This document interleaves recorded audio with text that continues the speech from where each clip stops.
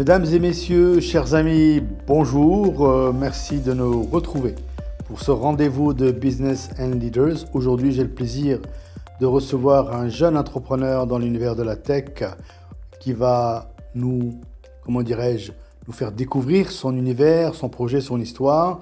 J'ai nommé Marwan Bakhali, jeune entrepreneur marocain qui va aujourd'hui en tout cas partager avec nous non seulement son itinéraire, mais surtout ses passions, ses convictions sur le sujet de l'industrie, mais pas que, c'est aussi la vie au Maroc. Marwan, bonjour. Bonjour Jamal. Question usuelle, toujours pour démarrer ce podcast, c'est qui est Marwan? Marwan Bakrari, je suis entrepreneur dans la com, dans le digital. Je suis un pur produit marocain. J'ai fait mes études au Maroc. Je suis quelqu'un aussi très passionné par ce que je fais. Parce que j'ai eu la chance d'être entouré de gens qui m'ont inspiré.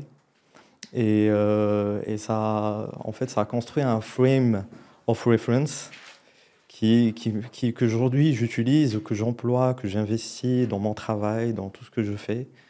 Et c'est pour cela que c'est très important d'être passionné.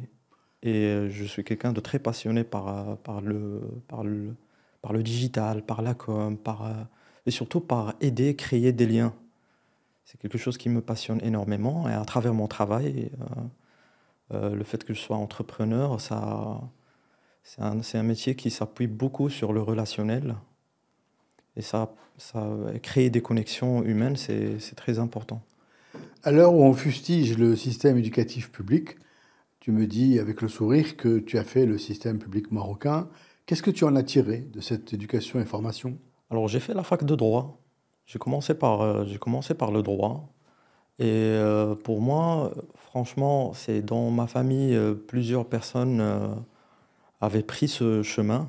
Donc c'est naturel que j'y sois influencé. Et franchement, je ne le regrette pas. Parce que le droit, ça m'a appris la rigueur, ça m'a appris l'esprit d'analyse. Et aussi, il faut le dire, la beauté. J'ai développé une sensibilité à la beauté de cette discipline. Mais est-ce que tu as eu de la chance de t'en sortir à travers un circuit public, ou est-ce que tu dis que tout le monde peut s'en sortir à condition que, auquel cas, c'est quoi le que? S'en sortir dans quel sens? Dans ton projet de vie, puisqu'aujourd'hui, alhamdoulilah, tu es entrepreneur, tu as une dynamique, tu as des clients, ça se passe plutôt bien. Franchement, pour moi, tout passe par la personne. C'est un travail sur soi. Pour moi, public ou privé, parce qu'après la fac de droit, j'ai fait une école de commerce business, donc business school, c'est une école, c'est dans le privé, c'est le secteur privé. Pour moi, c'est toujours le même dynamisme, toujours en fait, la même énergie. Ça dépend de la personne, comment elle est investie dans son parcours. L'héritage familial, c'est quoi par rapport à cette éducation et cette passion qui est venue? La persévérance, pour moi, c'est ça l'héritage. C'est quand on te pousse toujours à te dire, OK, tu as choisi ça, tu vas jusqu'au bout. Et en dehors de tes parents, quelles sont tes sources d'inspiration? Les personnes que j'ai croisées pendant mes années d'études, que ce soit à la fac ou à l'école de commerce, parce que pour moi, les années d'études, ce sont des années de networking. Parce que les vraies amitiés se construisent pendant ces années-là.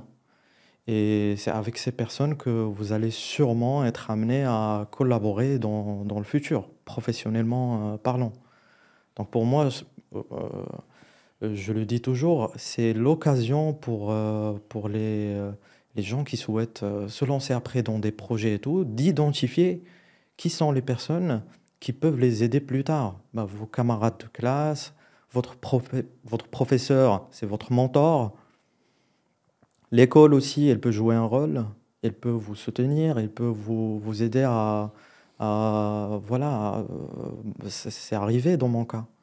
Comment on passe du droit à l'univers du digital Et ça veut dire aussi quelque part que c'est pas parce qu'on a fait une formation particulière qu'on doit rester dans ce secteur. Exact. Ce fut un virage important dans ma vie.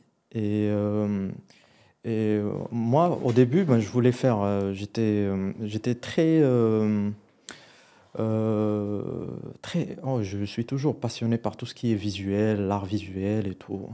Mais je me suis dit, ah, tiens, pourquoi ne pas prendre un virage et essayer de faire autre chose? À un moment, je me suis posé cette question. J'ai dit, est-ce que je peux faire autre chose? Donc, je suis parti voir mon père. Je lui ai dit, voilà, je crois que je vais laisser tomber le droit et je vais faire autre chose. Il m'a dit, écoute, c'est toi qui sais. Maintenant, tu vas juste me garantir que tu vas aller all-in sur ce que tu vas faire. C'est ce qui compte le plus pour moi. Ben, je lui ai dit, je vais le faire. Et c'est aussi un cousin. C'est aussi un cousin qui m'a orienté vers cette école. Et quand j'ai pris ce virage, j'ai découvert d'autres matières, un autre système. C'est pas comme la fac de droit. C'est des petits, en fait, c'est des modules, c'est des cas pratiques, on travaille sur des case studies. C'est un peu différent. Elle a la fac de droit où c'est plus académique, on est plus dans la théorie. Mais le véritable déclencheur, Bah, le véritable déclencheur, pour moi, je voulais, pour être honnête, Zama, euh, lorsque je côtoyais le cousin et ses amis et tout, j'ai trouvé les discussions entre eux étaient intéressantes. L'école, qu'est-ce qu'elle offre pour eux et tout. Et moi, j'étais quelque part prêt à passer à une nouvelle étape.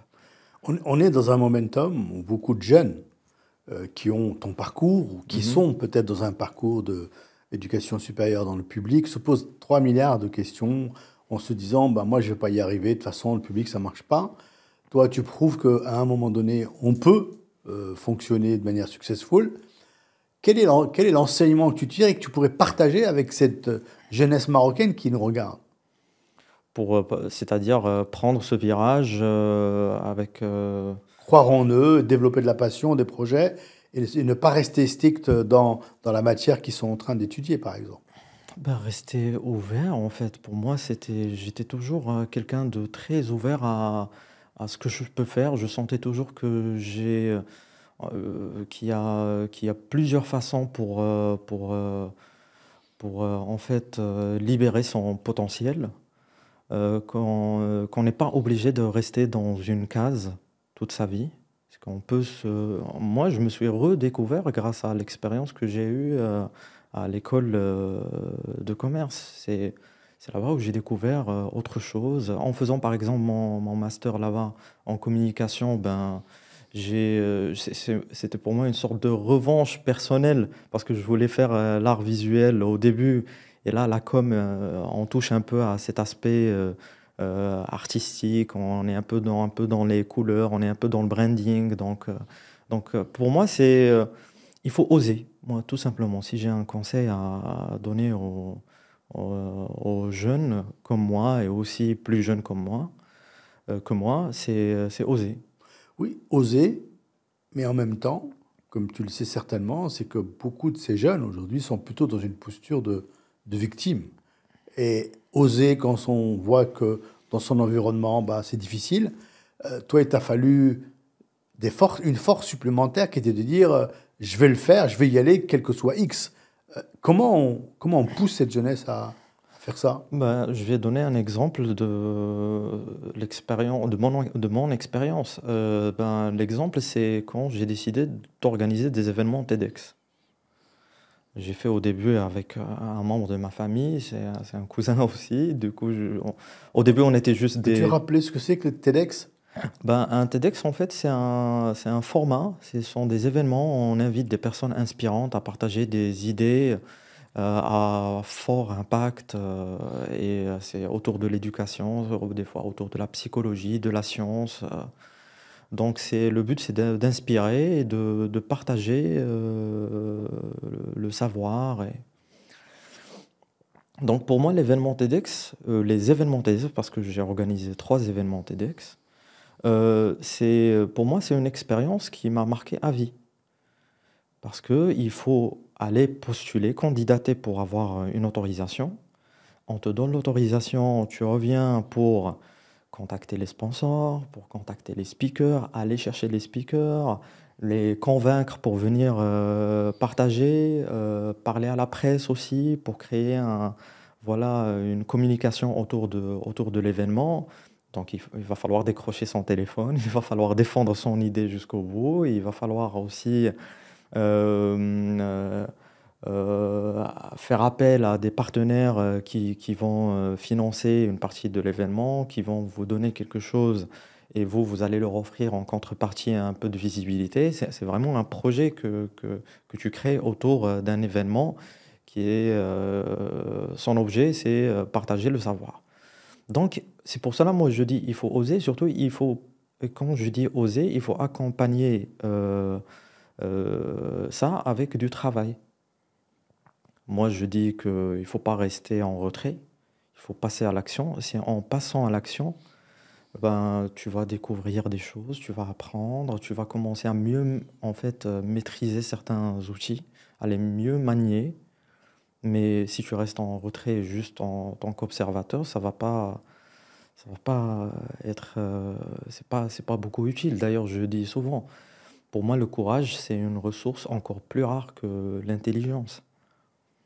Donc aujourd'hui, le message que tu essaies en tout cas de partager avec nous, c'est dire que nonobstant le fait qu'on soit dans un univers a priori peut-être pas facile, la formation, l'univers dans le public, etc., c'est de se dire, prends ton courage à deux mains, développe ta passion, ton énergie, ose, va voir les gens, frappe aux portes, une qui se ferme, l'autre qui va s'ouvrir à un Voilà. moment donné, mets-toi en réseau, essaie de rencontrer des gens, et à un moment donné, tu trouveras ta voie. C'est ça que tu es en train de nous dire. Bien sûr, c'est ça. Et il faut aller jusqu'au bout, c'est-à-dire s'investir à fond. Qu'est-ce que, par exemple, au moment où tu as pris ce chemin, Mhm. qu'est-ce que tu aurais voulu comme type d'aide de manière interne ou externe à l'environnement mondial qu'aujourd'hui, parce qu'on peut poser la question suivante, c'est l'État ne fait pas assez, etc., etc. Qu'est-ce que toi, à un moment donné, tu aurais voulu avoir comme type d'aide? Moi, je dirais que j'ai eu et j'étais surpris, agréablement surpris d'avoir trouvé des personnes qui m'ont aidé. Mais au début, je suis pas parti avec cet état d'esprit j'ai envie qu'on m'aide, j'ai envie qu'on. J'étais pas forcément à la recherche de ça. C'est-à-dire, moi, j'étais trop concentré à défendre mon idée. J'ai dit, écoute, si je la défends bien, je vais sûrement trouver des personnes qui vont me soutenir. Comment on peut faire de ton exemple de parcours là un modèle, quelque chose qui peut servir à tous les jeunes d'aujourd'hui? Ce serait quoi ce quelque chose? Pour les aider à se révéler, à révéler leur passion, à avoir de la ténacité pour gérer leur projet. C'est quoi cette aide? Je ne parle pas d'institution, mais qu'est-ce qu'il faudrait faire? Est-ce que c'est quelque chose qu'il faudrait enseigner dans les facs pour les accompagner à? Est-ce que c'est des soft skills? C'est quoi? Euh, s'entourer, s'entourer de bonnes personnes. On est, on est la moyenne des gens qu'on fréquente. C'est intéressant. On est la moyenne des personnes qu'on fréquente. Plus on fréquente de gens intéressants, etc., et à un moment donné, on va absorber des choses qui vont infuser en nous pour nous donner une énergie. Et C'est ça que ça veut dire. exactement. Et cette logique, elle m'a suivi toute ma vie. Excellent. Depuis que j'ai commencé à la fac de droit, j'ai rencontré des personnes intéressantes dans le domaine du droit, qui soient profs ou camarades. Dans la business school, pareil. D'ailleurs, mes partenaires aujourd'hui, ce sont les personnes avec qui j'ai fait mes études à la business school. Et même lorsque j'ai commencé à travailler, j'ai commencé à rencontrer des clients qui m'ont énormément inspiré. Moi, jeune, je viens de démarrer, je rencontre quelqu'un qui a 40 ans d'expérience dans le domaine entrepreneurial. Et moi, à chaque réunion, je pose une question philosophique à mon client. Je lui dis comment on arrive à tenir tout ça debout? J'essaie de comprendre c'est quoi la backstory derrière tout ça. Est-ce que c'est juste des soft skills? Est-ce que c'est des hard skills? Est-ce que je pose des questions? Il faut être très curieux. La curiosité est tellement Il importante. faut être très curieux. Il faut être très curieux. Il ne faut pas se contenter juste à consommer du contenu, par exemple, sur les réseaux sociaux. Moi, j'ai une agence digitale. Je comprends vraiment les gens, comment ils consomment le contenu et tout, mais c'est très important d'aller dans le réel, interagir. Alors justement, dans le réel aujourd'hui, si tu devais nous donner 3, 4 points ou pistes, quelles sont les véritables attentes de cette jeunesse aujourd'hui qui a envie de bouger, C'est quoi? Qu'est-ce qu'ils attendent les jeunes aujourd'hui? De l'aide, du réseau? Qu'est-ce qu'ils attendent quoi concrètement? Hmm. Moi, peut-être je vais trouver la réponse dans mon expérience en tant qu'enseignant, parce qu'à côté de l'agence, je suis aussi intervenant dans des écoles supérieures à Kazan.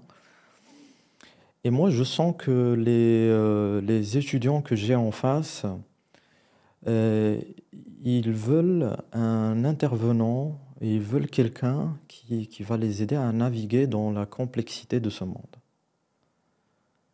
Ils sont très sensibles à, ils sont très sensibles en fait, à des astuces concrètes. C'est-à-dire, si tu commences en fait, si tu te plonges dans la théorie et dans un cours, les étudiants, c'est-à-dire, ils vont décrocher. On décroché. Ils vont décrocher. Mais une fois que tu commences en fait, à rapprocher les frameworks et les concepts avec ce qui se passe sur le terrain, tu vois, ils ont besoin de beaucoup d'authenticité dans le discours. Aujourd'hui, ils veulent plus de gens authentiques. Beaucoup, oui. D'accord?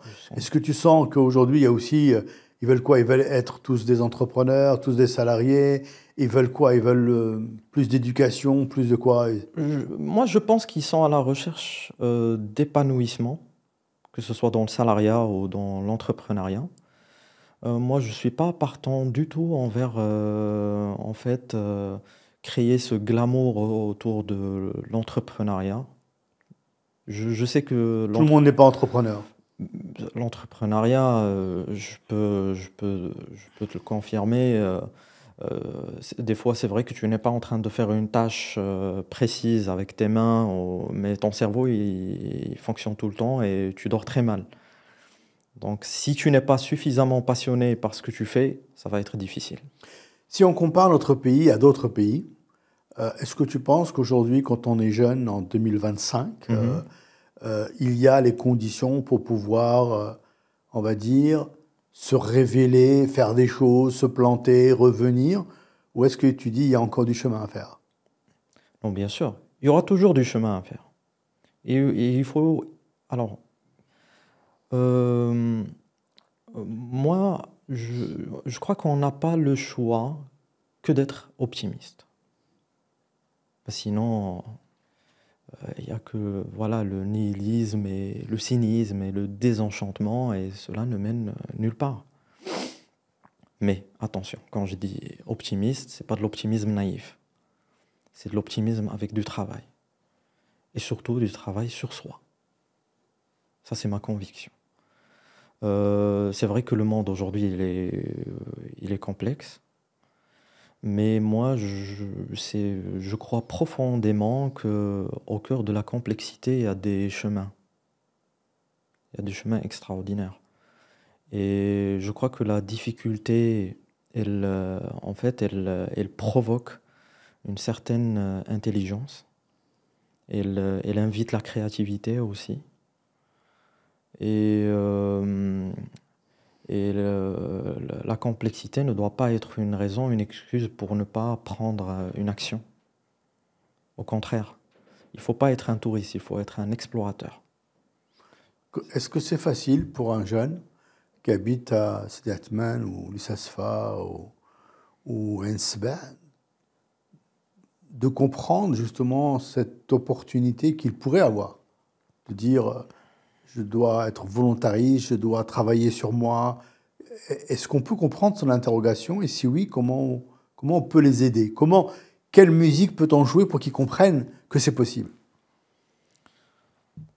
Moi, je pense que certains, ils sont déjà dans cette démarche. Ils sont déjà dans cette démarche, ben, tout simplement grâce aux réseaux sociaux. Avant, il y avait certains discours qu'on n'écoutait pas parce que tout simplement, c'était pas à notre disposition. Aujourd'hui, c'est possible. Euh, Moi, j'ai croisé beaucoup de monde qui travaille énormément sur eux, alors que l'environnement où ils sont nés, c'est pas l'environnement propice pour se poser des questions, pour oser, Mais malgré tout, je respecte beaucoup ce combat de ces gens. Parce que malgré tout ça, ils décident de prendre acte C'est et intéressant ce que d'agir. tu dis, dans le sens où aujourd'hui tu dis que où que l'on soit, aujourd'hui on a tous le même niveau d'accès à l'information, à la formation et au développement. Où qu'on soit, qui qu'on soit, dès lors qu'on a un téléphone et qu'on a envie, on peut trouver un YouTube, un machin, etc., qui va nous aider à nous révéler, à faire des choses. C'est ça que tu dis. Ben, bien sûr, pour moi, pourquoi je suis, peut-être je vais me répéter tout à l'heure lorsqu'on a parlé des passions, ce qui me passionne, ce qui m'anime. Moi, par exemple, la chose qui m'anime le plus et profondément, c'est l'humain, c'est l'aspect humain. Et pour moi, c'est c'est une conviction, c'est l'humain, il est à la fois le défi et la clé. Pourquoi c'est le défi? Ben, le défi, parce qu'on est complexe. Parce qu'on est complexe. Des fois, ça nous arrive d'être en contradiction avec nous-mêmes. Et malgré tout, Est-ce que c'est des fois ou est-ce que c'est souvent? et souvent, souvent, et tu as cette mission et cette responsabilité, je vais le dire en anglais, to fight your demons. Et ça vaut le respect. Bah, combattre ces démons, comme tu le dis si bien, j'ai le sentiment que c'est du quotidien. Parce on parle souvent de schizophrénie dans notre environnement, et on veut tout et on veut son contraire, bien évidemment. Ouais. Donc c'est là où je trouve intéressant ton discours qui dit il faut de la volonté, il faut se prendre en main et en charge et ne pas être fataliste. Bien que l'environnement soit complexe, et il est complexe partout, mais en même temps, la clé, elle est entre nos mains. C'est ça que tu es en train de dire. Et il faut douter. Il faut douter. Et c'est normal de douter. C'est normal de douter. C'est Très normal, c'est normal. Parce que, voilà, à côté de ce que je fais, ça m'arrive des fois d'accompagner des start-upers, et pour moi, c'est un exercice que je pratique aussi avec mes étudiants. Euh, mm, en fait, ce que je fais, c'est confronter leurs idées préconçues sur un sujet. J'essaie vraiment de les shaker. Parce que pour moi, la certitude, c'est quelque chose qui peut vraiment tuer. Ça peut tuer un projet, la certitude. Et, euh, et lorsque j'ai en face quelqu'un qui a des certitudes, je lui dis attention, avec les certitudes, il y a des angles morts. Et c'est dans les angles morts où on trouve les fameux Black Swan de Nassim Nicolas Taleb, les signes noirs. Je parle de l'oiseau. Et je leur dis, le Black Swan, c'est quoi? Comme le décrit Nassim Nicolas Taleb, ben, ce sont les événements rares aux conséquences énormes. Et, je trouve que la plupart des gens, c'est pas juste le cas des Marocains, c'est le cas de tout le monde. On est très concentré sur ce que nous savons et on néglige beaucoup ce qu'on ignore. C'est intéressant cette dimension, on va dire, philosophique et je dirais presque spirituelle chez toi et qu'on le retrouve. Et je trouve ça plutôt magnifique et c'est important de la partager. Ça m'amène à une question finalement, puisque tu vas donner des cours dans les écoles, cette envie de transmettre, on la sent chez toi très présente. Une seule question, c'est tu veux transmettre quoi finalement? S'il y avait une chose fondamentale, si on reste dans cette dimension philosophique et spirituelle, ça serait quoi? Mon intensité. Ton intensité. Pour leur dire finalement, elle est en vous. il faut être intense. Ouais. Dans la vie, il faut être intense. Les personnes intenses ont des résultats intenses. Alors justement, je vais rebondir sur ton mot. Pour revenir un peu à ton industrie maintenant, est-ce que tu penses vraiment que le secteur de la tech aujourd'hui, il y a cette intensité justement, et est-ce qu'on se prépare véritablement, nous, au défi, en tant que Maroc, au défi de la technologie qui est en train de s'imposer à nous? Bah, tu poses la question à un insatisfait permanent. Moi, je pense qu'il y a toujours moyen d'upgrader un game. D'ailleurs, je le fais avec mes clients, je le fais avec mes étudiants. Moi, je pense qu'il y a encore du travail à faire. Et il faut surtout mettre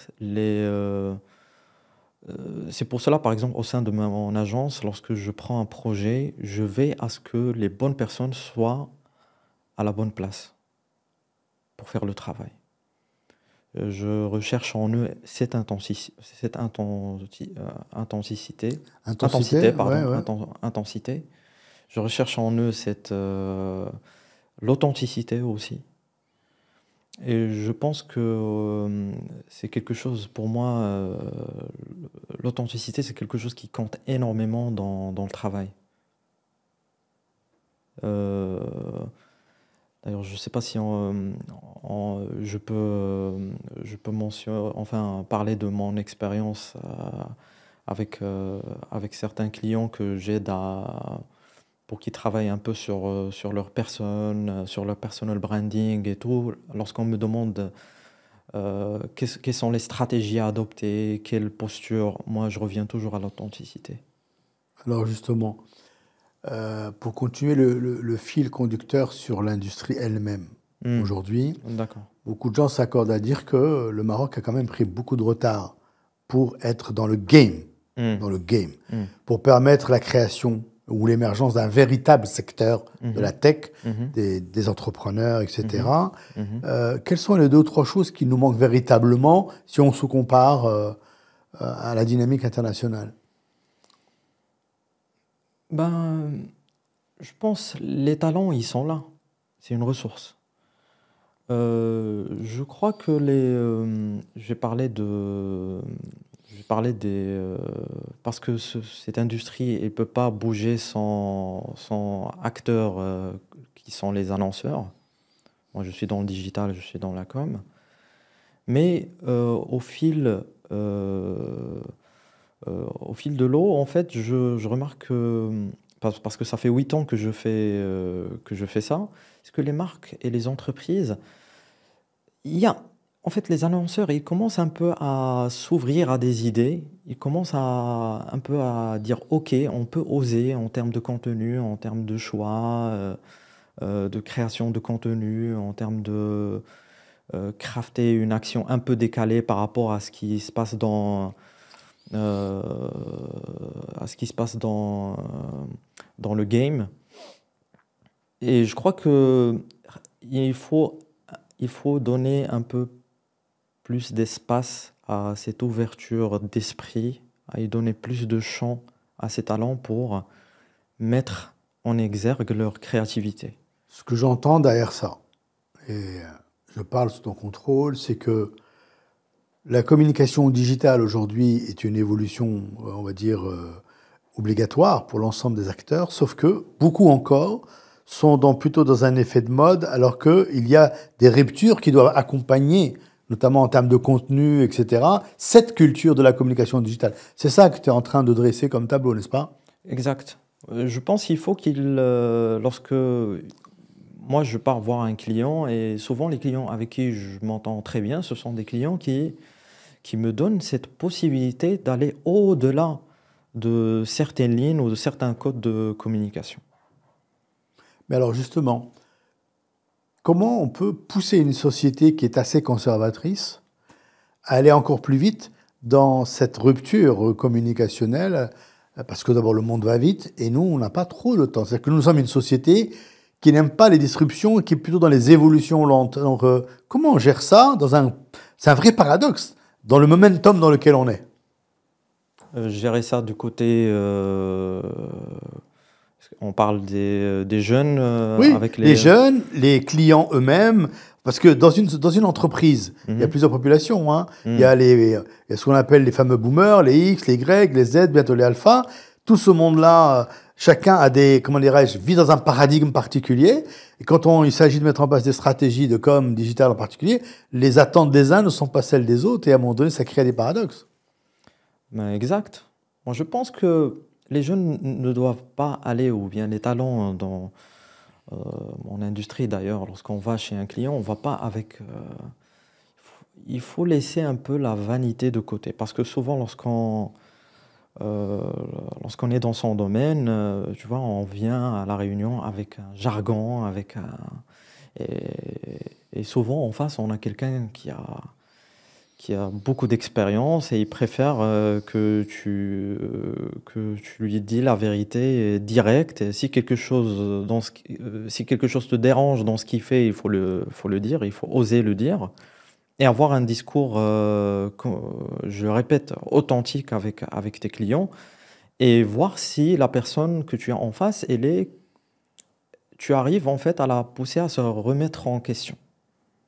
Alors ça veut dire que je vais rebondir sur le premier mot que tu as utilisé, la vanité. Est-ce qu'aujourd'hui, notre société n'est pas drivée par ce que j'appelle l'égocratie, où l'ego est permanent et qui fait que ce sont les égos qui se combattent et qui oublient finalement l'intérêt général? Je pense que oui, surtout au début d'un rapport avec quelqu'un. Surtout au début d'un rapport avec quelqu'un. C'est pour cela qu'il faut prendre le temps d'écouter.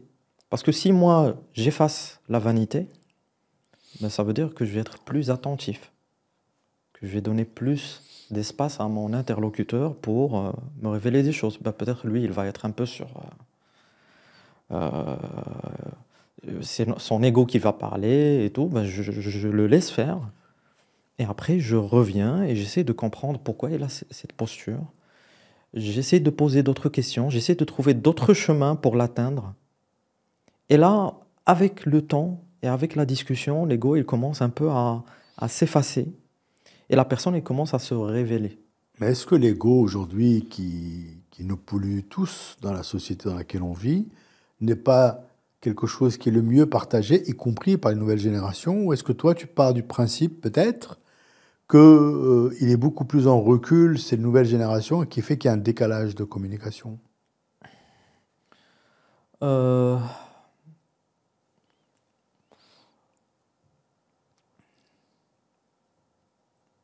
je suis en train de réfléchir pour bien cerner le sujet.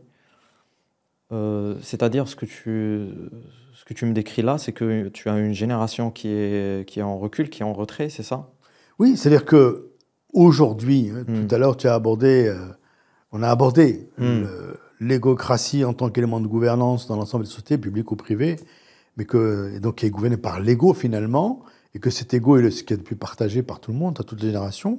Mais est-ce que on pourrait considérer dans le monde de demain Mhm. que ces nouvelles générations sont beaucoup moins égocratiques que les générations actuelles qui sont aux commandes?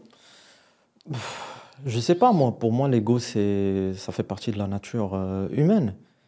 Et l'homme avec un grand H ne change pas. Euh, Mais les attentes des gens changent. mais les attentes changent. Mais les attentes changent. Et on est là, on est obligé de s'adapter à ces attentes. Il faut le dire, c'est une société qui bouge. Et il y a des objectifs, il y a des résultats à atteindre. Donc à un certain moment, on est obligés tous à travailler ensemble pour atteindre. Alors justement, comment tu décrirais toi aujourd'hui la photo du Maroc d'aujourd'hui, de 2025?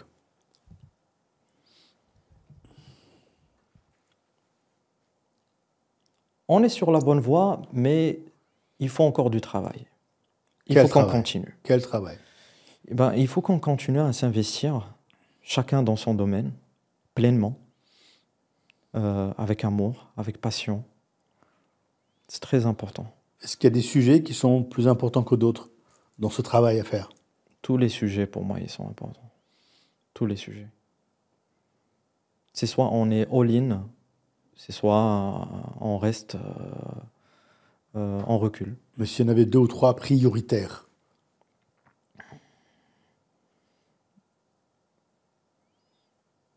2 ou 3 priorités, c'est ça? Oui.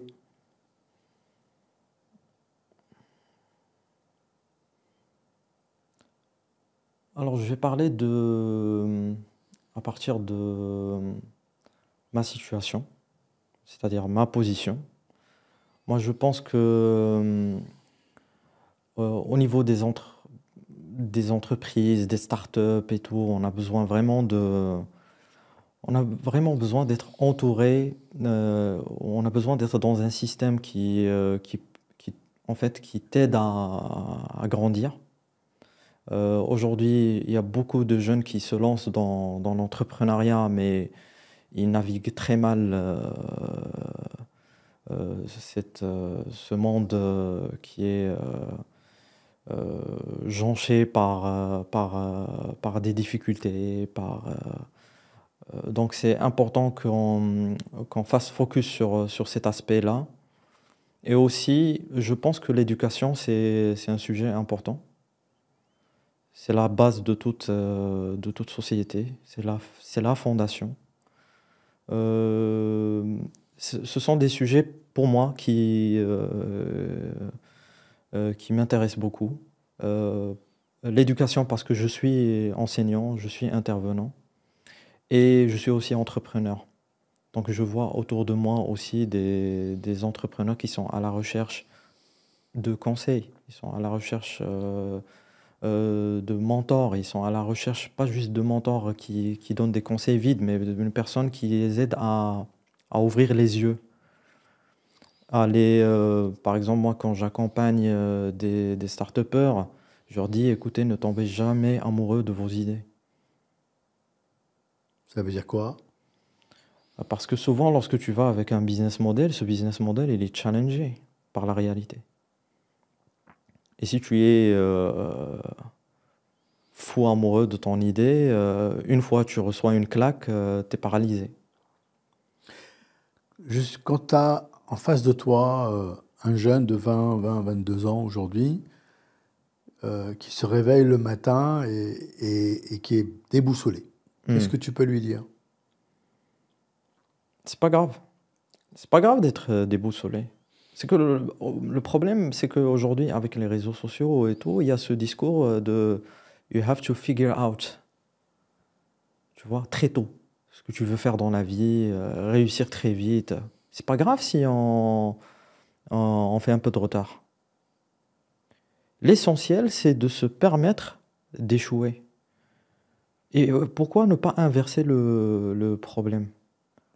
Il y a cette fameuse méthode de inversion thinking.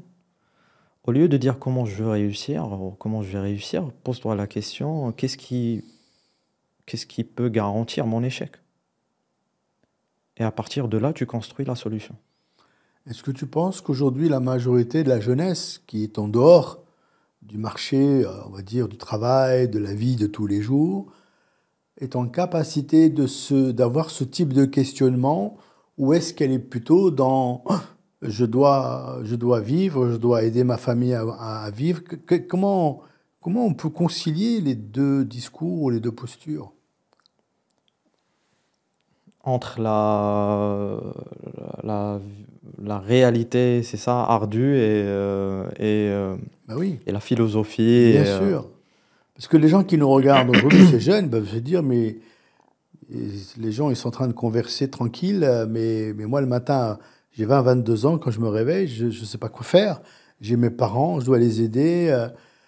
Et effectivement, l'idée, c'est quoi? Quel type de repère on pourrait leur donner pour qu'ils puissent recroire que c'est possible? C'est ça ma question. Tu fais partie de cette génération-là. C'est qu'est-ce qu'on peut leur donner comme message pour y arriver?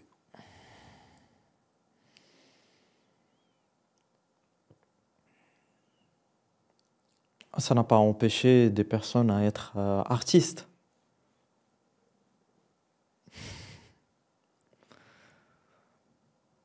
Ça n'a pas empêché des personnes à être artistes. Moi, je pense que l'art,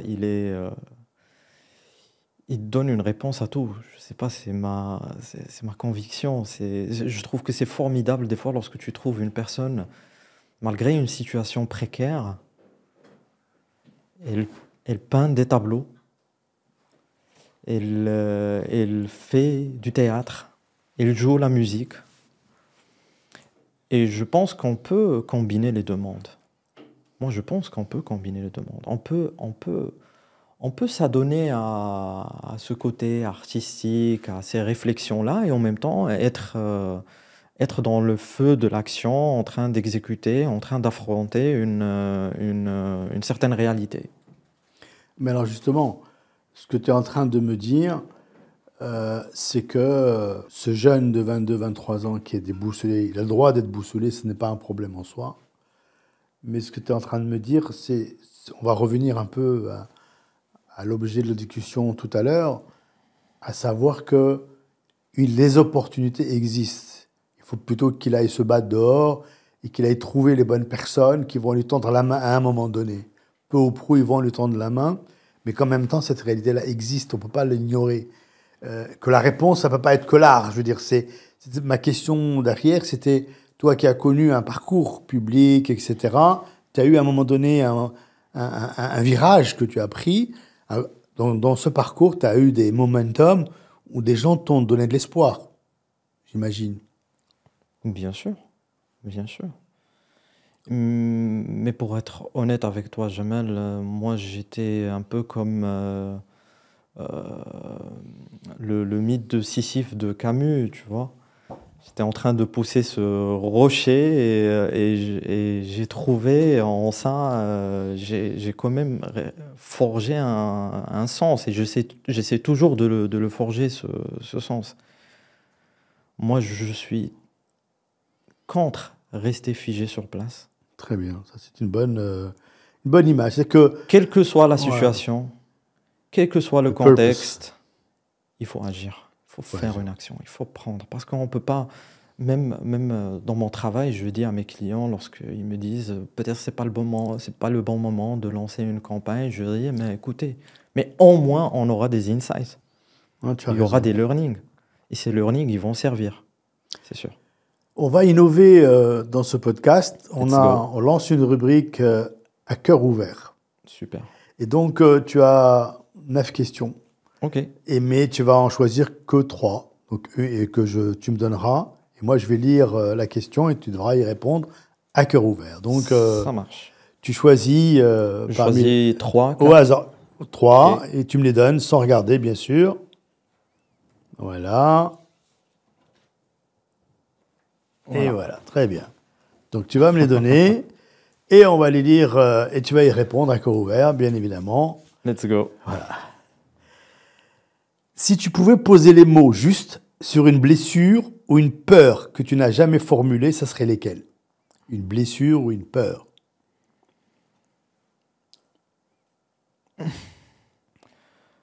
La peur qui m'accompagne tout le temps, c'est est-ce que je me pose toujours, est-ce que j'ai fait assez? Parce que j'ai cette espèce de, tu connais le syndrome de l'imposteur. Ça, et moi, je suis un sceptique, pas dans le sens négatif. Je suis quelqu'un qui remet tout en question et qui se remet en question. Donc à chaque fois, je suis investi dans une tâche et dans une action. À la fin, je dis, je suis pas sûr, je suis pas certain que j'ai bien fait le travail. J'ai peur que voilà, j'étais pas à la hauteur. Très bien. Et c'est un peu, j'ai rencontré un jour quelqu'un dans le domaine du théâtre. Il m'a dit, écoute, les personnes qui performent et après ils disent, mais je crois pas que j'ai bien performé, sont souvent les personnes qui ont fait une belle performance. Très bien. Ben, je l'espère. Deuxième question. Quelle est ta colère actuelle? Ma colère actuelle.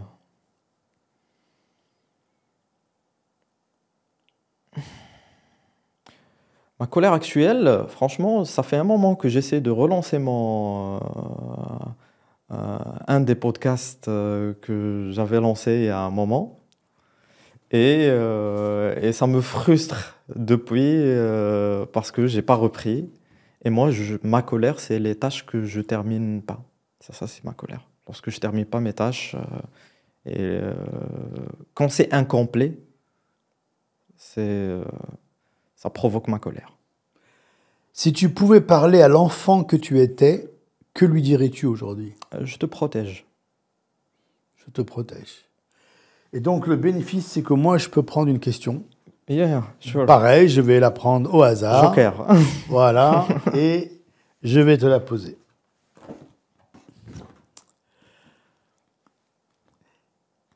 Donc là, une réponse à cœur ouvert. Let's go. Si tu pouvais changer une chose dans notre modèle de société pour aider le Maroc à franchir un cap, ça serait quoi? Ça serait lequel?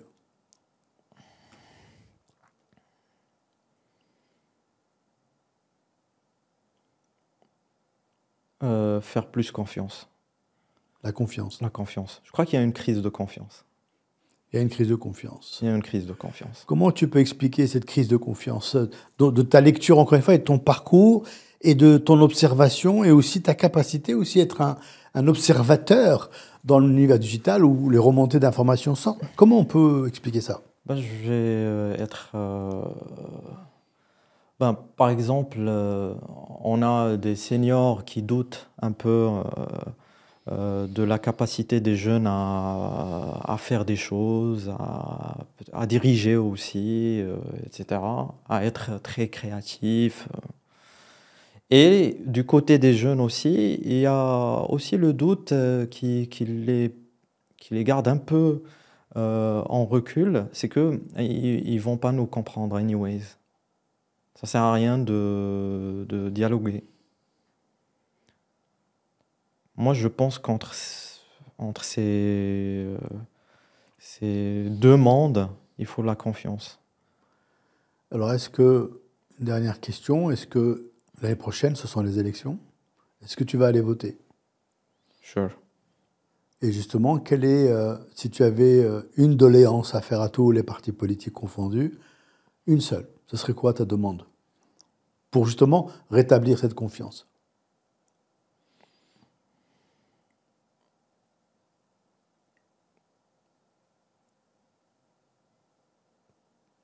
Pour moi, c'est clair, c'est travailler. C'est travailler avec le cœur. Parce que je pense que nous tous, nous portons le Maroc ici. Donc ça nous unifie. Et que ce soit du côté politique ou du côté société, je crois que nous avons tous cette responsabilité à travailler notre Maroc. Je crois que le Maroc, il a besoin de nous, il a besoin de ses talents, il a besoin de ses politiciens, il a besoin de tout le monde. Et je crois qu'on a ce devoir de donner à fond. Et je crois que